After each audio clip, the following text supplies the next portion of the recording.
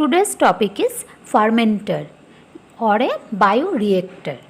It is a device used to accomplish the fermentation process by using microorganisms, and this is the reason it is known as biofermenter or bioreactor. It is a closed container with adequate arrangement for aeration, agitation, temperature and pH control, and also for drainage or overflow band to remove the waste biomass of cultured microorganisms along with their product. It is mainly used for food processing, fermentation and many more industrial products. Next, about the parts of the bioreactor. The size of fermenter or bioreactor ranges from 1 to 2 liter to 5 lakh liter or occasionally even more. In industry you can see about 1.2 million liters.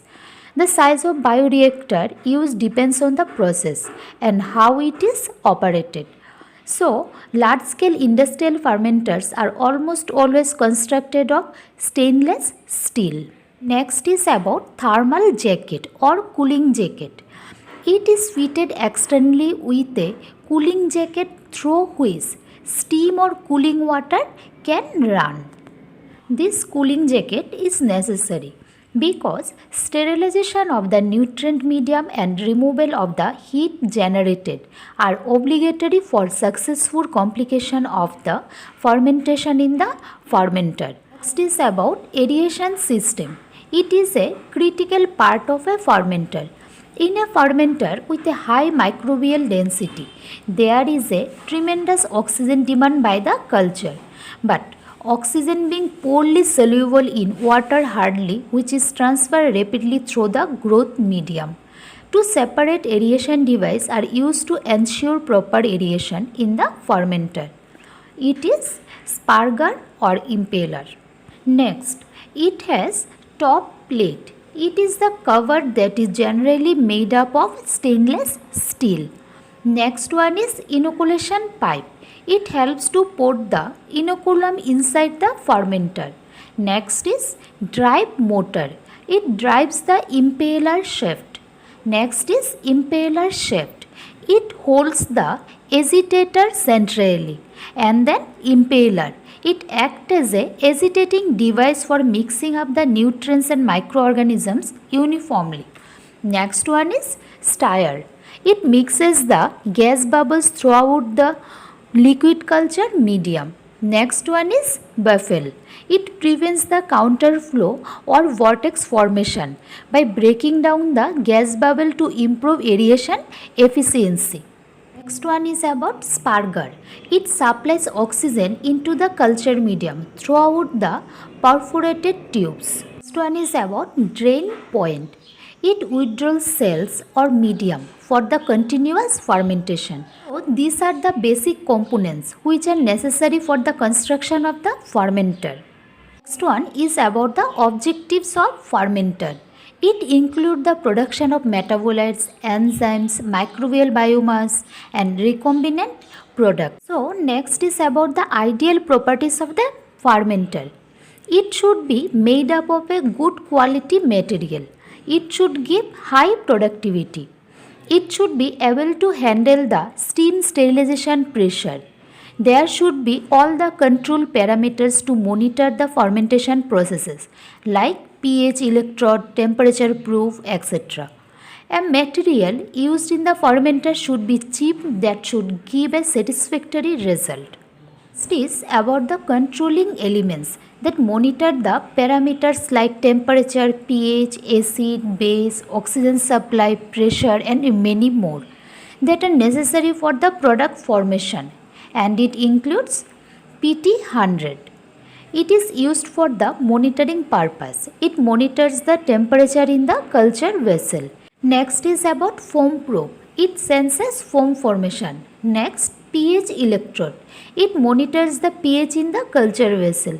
Next, oxygen sensor. It maintains the dissolved oxygen content level. Next, heating pad. It provides heat to the medium. Next, cold finger. It is a pipe that passes cold water inside a vessel to cool the content. Next is rotameter. It provides variable airflow in the culture vessel. Next is pressure valve. It maintains the pressure. And then air pump. It supplies air throughout the medium. Next is peristaltic pump. It pumps acid, base and antifoam into the medium. Next is about the types of fermenter. There are mainly 5 types. That is stirred tank fermenter, airlift fermenter, fluidized bed fermenter, packed bed fermenter, photo fermenter, membrane bioreactor, bubble column bioreactor. So next we will discuss one by one. Next is about the stirred tank fermenter. It consists of the motor drive shaft and a variable number of impeller. The impeller have a 1/3 diameter of the vessel. The height and diameter ratio of this bioreactor is between 3:5. Air passes into the culture medium through a single orifice from the tube attached externally. It enables better distribution of the content throughout the vessel. Its main function include homogenization, suspension of solid media, aeration to the media and heat exchange. In this fermenter tank, rotating stir and baffle are found either at the top or bottom. It mainly uses the batch process of fermentation. It has some advantages that it is easy to operate and easy to clean. It provides a good temperature control. The construction of stir tank fermenter is quite simple. It has a low operating cost and it does not cause shear damage to the cells. And it has some disadvantages also.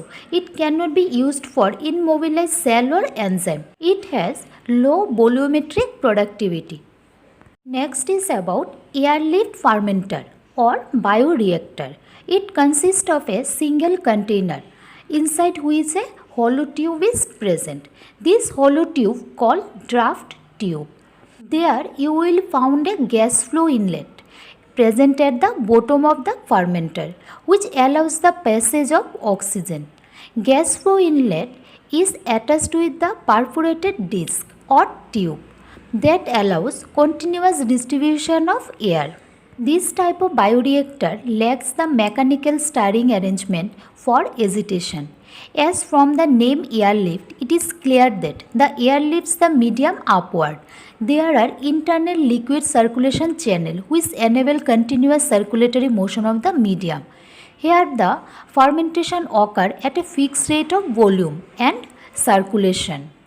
So it has some advantages that it ensures adequate mixing, consume less energy, it flavors the growth of aerobic culture, construction is simple, it can use both free and immobilized cell and enzyme and is widely used in SCP production and it avoids excessive heat generation.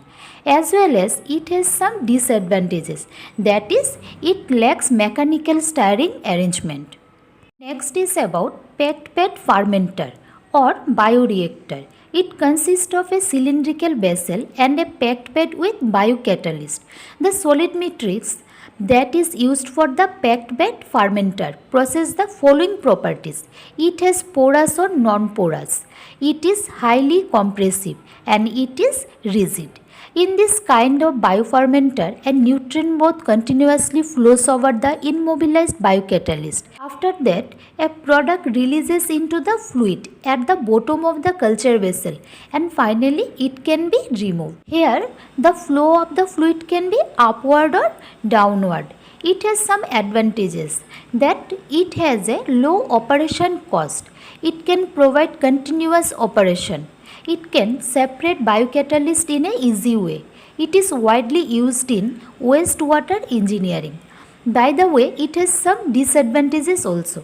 There are undesired heat gradient. It has poor temperature control.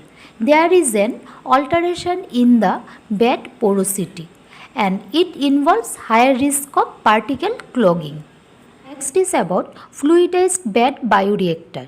It is an immobilized cell reactor which is a combination of stirred tank and packed bed continuous flow reactor.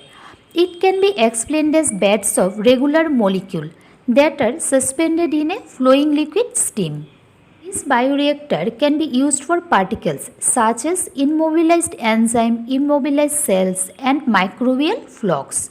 So, immobilized cell particles are retained in the beds by gravity. Critical parameters here is the settling velocity. It involves cell as a biocatalyst, which includes three phases, that is gas, liquid, and solid. So, it has some advantages, that it is used for wastewater treatment and hydrogen production, and also it has some disadvantages, that it requires more energy in order to achieve fluidization in the bioreactor. Next is about photobioreactor. These are carried out either by exposing to sunlight or artificial illumination. These are majorly used for the cultivation of algae. The temperature ranges used is between 25 to 40 degrees centigrade. So, it has some advantages, that contamination is lower and it can be space saving, and it can be placed vertically, horizontally, or at an angle, indoor or in outdoor. So, it has some disadvantages also. The control of pH and temperature is quite difficult. It is somewhere susceptible to contamination. Next is about membrane bioreactor. It consists of a biological reactor with suspended biomass and solid, which is removed by ultra and microfiltration membrane. It is used for alcoholic fermentation, solvents, organic acid production, wastewater treatment. It involves high quality effluent through the membranes and eliminates the sedimentation and filtration process. The membrane material mostly used are polysulfonate, polyamide, and cellulose acetate. It has some advantages, that the loss of the enzyme is minimized. Effluent quality is high. The effluent is properly disinfected from all the pathogenic microbes. It has some disadvantages also, that it is quite costly and energy consuming. The aeration is limited. Membrane pollution is also a drawback. Next is about bubble column bioreactor or fermenter. It involves agitation by density driven fluid motion, and spare guard is used to provide air into the continuous liquid phase at the bottom of the reactor. The fluid mixes intensively at high gas flow rate when connective flows become turbulent. So, it has some advantages, that it requires good heat and mass transfer. It is easy to operate and has low maintenance charge. It is usually cylindrical with an aspect height to diameter ratio, that is 4:6. Gas is sparked at the base of the column through perforated pipes, perforated plates, or stingered glass or metal microporous purgers. Here, oxygen transfer, mixing, and other performance factors are influenced mainly by the gas flow rate and the rheological properties of the fluid. Internal devices such as horizontal perforated plates, vertical baffles, and sheet packing may be placed in the vessel to improve mass transfer and modify the basic design. Here, the column diameter does not affect its behavior so long as the diameter exceeds 0.1 meter. One exception is the axial mixing performance. For a given gas flow rate, the mixing improves the increasing vessel diameter. Here, mass and heat transfer and the prevailing shear rate increases as gas flow rate increased.